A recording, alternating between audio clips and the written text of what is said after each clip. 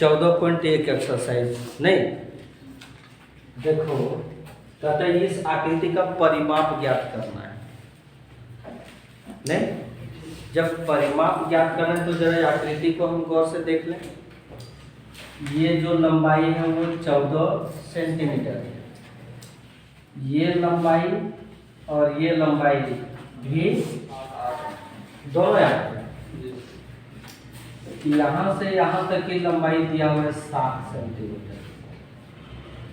ठीक है, ये वाला जो भाग है ना इसकी लंबाई दिया हुआ है 7 सेंटीमीटर। अब ये वाला भाग जो बच गया सो कितना बच गया?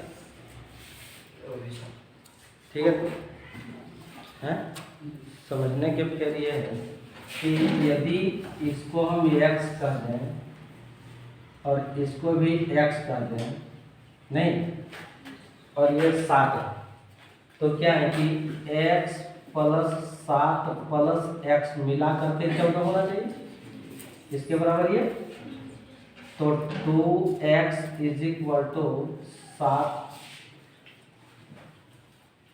14 - 7 करेंगे तो 2x = क्या हो जाएगा 7। तो x = 7/2 सेंटीमीटर, ये भी 7/2 सेंटीमीटर और ये भी 7/2 सेंटीमीटर है। तो क्या ये समझ पाए? इतना जोड़ देंगे। अब रह गया ये वाला भाग को हमको कैसे जोड़ना है। वहां पर जो बनता है वो अर्धचाप बनता है। पूरा कर देंगे तो वृत्त बन जाएगा। ये पूरा अगर हम कर दें तो ये वृत्त है, लेकिन अगर इसका आधा भाग को लें तो ये अर्धचाप है। लेकिन जब इसको हम ऐसे मिला दें तो वो अर्धवृत्त हो जाएगा। लेकिन यहाँ मिला हुआ नहीं है, जब मिला हुआ नहीं तो वो अर्धचाप लेना होगा। अब पूरी चाप जो वृत्त का परिधि है वो 2πr है या तो πd है। नहीं, जब आधे चाप को लेना है हमको, आधे चाप को लेना क्या है तो 2πr/2 करो चाहे πd/2 करो।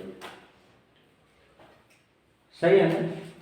दो में से कोई एक नहीं, ये कट जाएगा तो केवल πr बचेगा या तो फिर πd/2 बचेगा। वही करेंगे हम। तो इसको मिटा करके हम अब लिखते हैं। लिखेंगे दिए गए आकृति का परिमाप = 14 + 2 × 8 + 7/2 × 2। 7/2 × 2 क्यों लिखे? क्योंकि 7/2 यहाँ भी है, 7/2 यहाँ भी है। अब इस चाप का जो क्षेत्र लंबाई है वो πd/2 कर दो है, तो d तो 7 सेंटीमीटर है। यहाँ पर एक तरह से ये d है 7 सेंटीमीटर है कि नहीं, तो d हो जाएगा 7 सेंटीमीटर। ये 14 हो गया और ये 8 दूनी 16 हो गया और 2 यहाँ काट देंगे तो ये क्या हो जाएगा 7 हो जाएगा। फिर यहाँ पर 22/7 ये 2 नीचे लिख दो और यहाँ पर d 7 कर दो। प्रॉब्लम है क्या? तो ये कट जाएगा 11 से 7 कट जाएगा तो बचेगा क्या कि 14 और 7 को जोड़ेंगे तो 30 होगा कि नहीं, और 10 और 7 और 11 को जोड़ेंगे तो 17 होगा। तो कितना हो गया 47 सेंटीमीटर। 18 होगा, सही बोले 18 होगा तो यहाँ पर 48 हो जाएगा। 48 है ना सर? 48 सेंटीमीटर।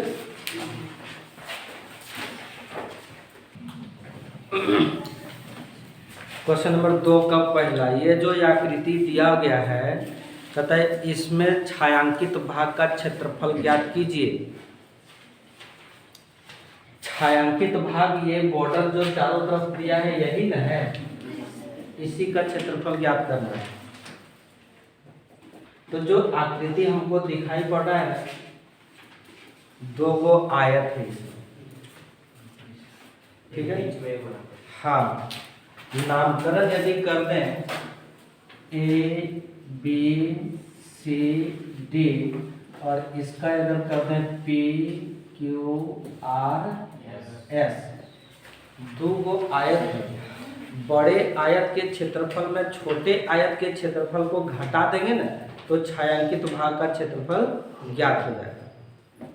नहीं, अब बड़े आयत का लंबाई 40 मीटर दिया है, चौड़ाई 30 मीटर दिया है।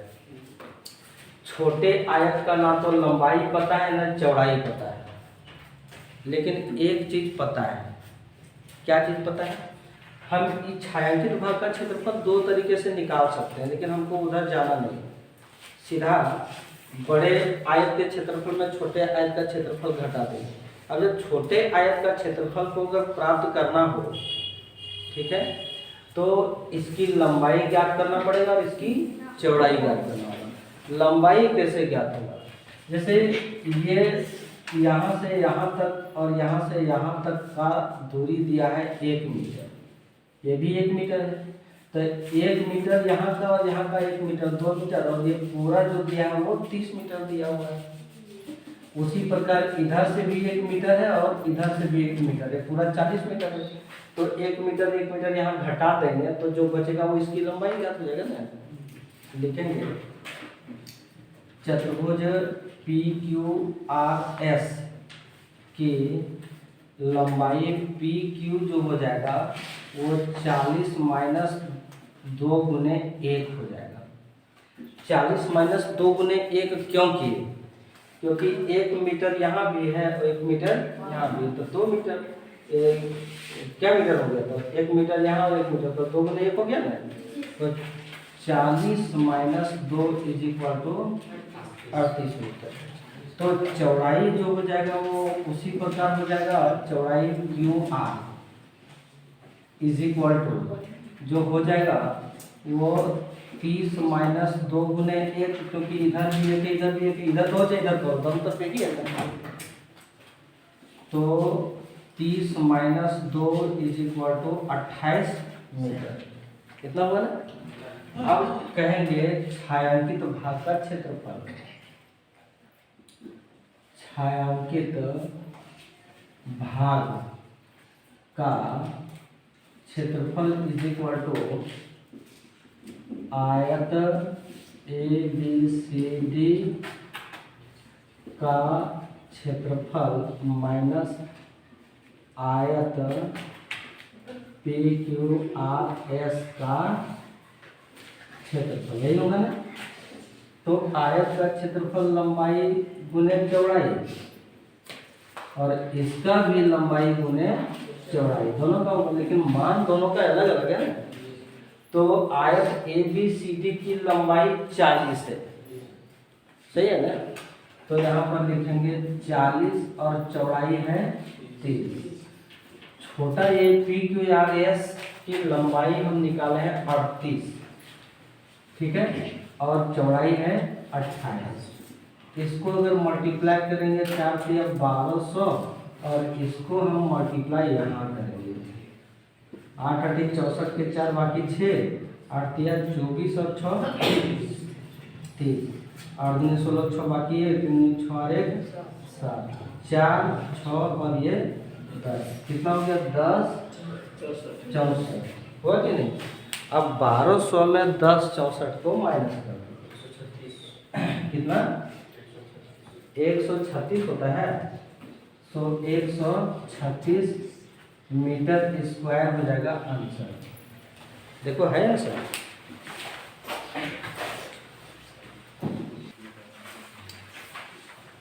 दो का तीसरा देखो तुम लोग, जो आकृति दिया हुआ वो यही है।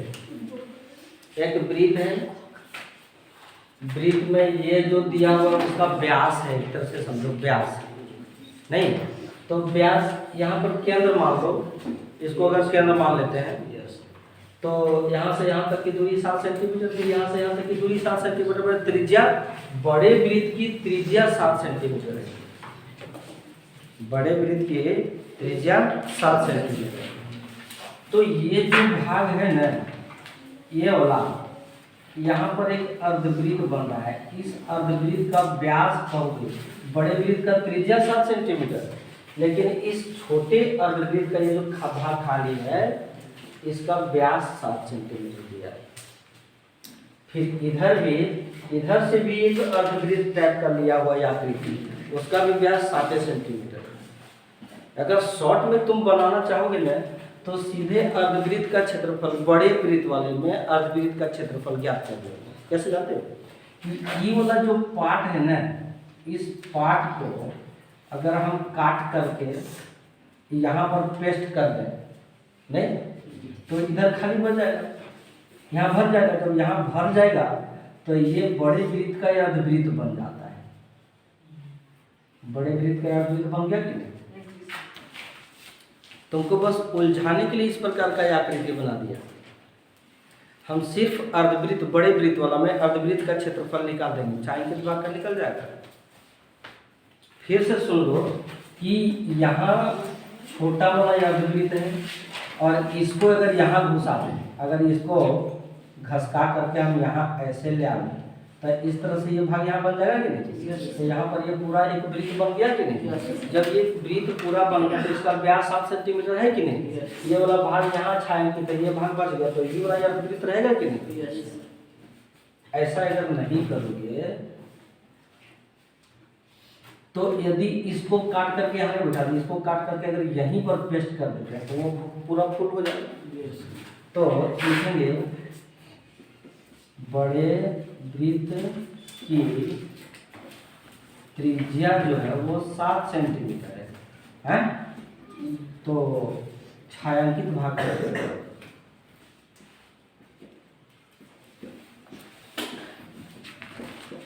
का क्षेत्रफल इज इक्वल टू बड़े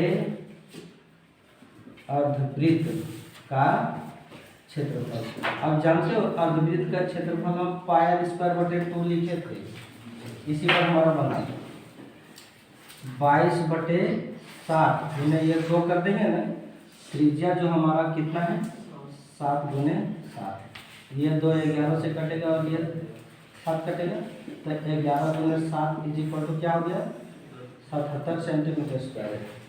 देखो है सर 77 सेंटीमीटर स्क्वायर, इजी है। सुनो क्वेश्चन नंबर 3 में क्या कहता है? कहता है कि एक आयताकार बगिया, एक आयताकार बाग का बगीचा, आम का बगीचा, नींबू का बगीचा, लीची का बगीचा, संतरा का बगीचा, कुछ भी बगीचा, धान का बगीचा, मरुआ का बगीचा है, मकई का बगीचा, आयताकार खेत है। आयताकार खेत के चारों ओर बाड़ लगाना है, बाड़ माने घेराव भरना है।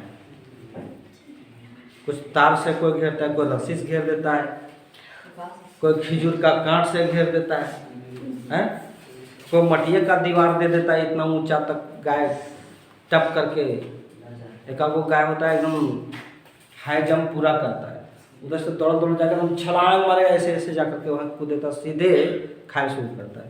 पटू का नहीं, अब झुमराज वाला पटू खूब चलता है अभी, देखेगा ना डर लगेगा, साढ़ में दोनों पटू है, एक सफ़ेद रंग का है और एक काला रंग का है, एक साथ दोनों चलता, लगता है कि रोड का बस रहे, ट्रकवा को रोक देगा ये ट्रक ऐसा ऐसे में। तो उससे बचने के लिए बाड़ लगाया जाता है, बाड़ माने घेराव, चारों तरफ से घेरना है, ठीक है। अब उसमें कहता है कि 1 मीटर अगर घेरा गया तो 30 टका लगता है, तो पूरा घेरने में खर्चा करते, परिमाप ज्ञात करना, क्षेत्रफल से काम नहीं चलेगा इसका, नहीं, इसका परिमाप यानी यहाँ से अगर घेरना शुरू करेगा तो फिर ये पूरा इस प्रकार में घेरेगा, एक तरफ कहीं दरवाजा के कैटरा छोड़ देगा पार होने के लिए, तुम योग पहुंचे कि छलांग मार देगा, जैसे छलांग मार देगा, नौका पुतैया जो आएगा वो केरे मारिए छलांग, सलवार सूट रहे पहनने रहेगी तब तो छलांग मारिए देगा, लेकिन शरीर पर फिर दिक्कत हो जाएगा। हम लोग छलांग बुढ़वा मार पाएंगे, तुम लोग मार देगा, हम लोग के जन्म पूरे कमर में गया थे, तो बाड़ लगाना चाहता है तो मान लिखेंगे आयताकार खेत का परिमाप का सूत्र तुम लोग को पता है कि नहीं? 2 इंटू एल प्लस बी, यहाँ से लिखते हैं। तो एल 300 और ये 200 है ना, तो 2 into 500 is equal to 1000 meter. इतना लंबा तार लगेगा, चाहे इतना लंबा रस्सी लगेगा। अब 1 मीटर लंबा रस्सी का कीमत 30 रुपया, ठीक है। लिखेंगे चूँकि 1 मीटर लंबी क्या है, रस्सी है ना, है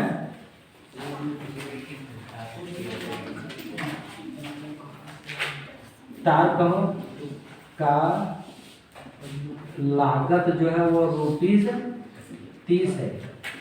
तो 1000 मीटर लंबी रस्सी का 30 गुने 1000, तो कितना हो जाएगा? 30,000 रुपया आंसर हो जाएगा। इसका आंसर 30,000 रुपया हो जाएगा, 30,000 लगेगा ना, ठीक है।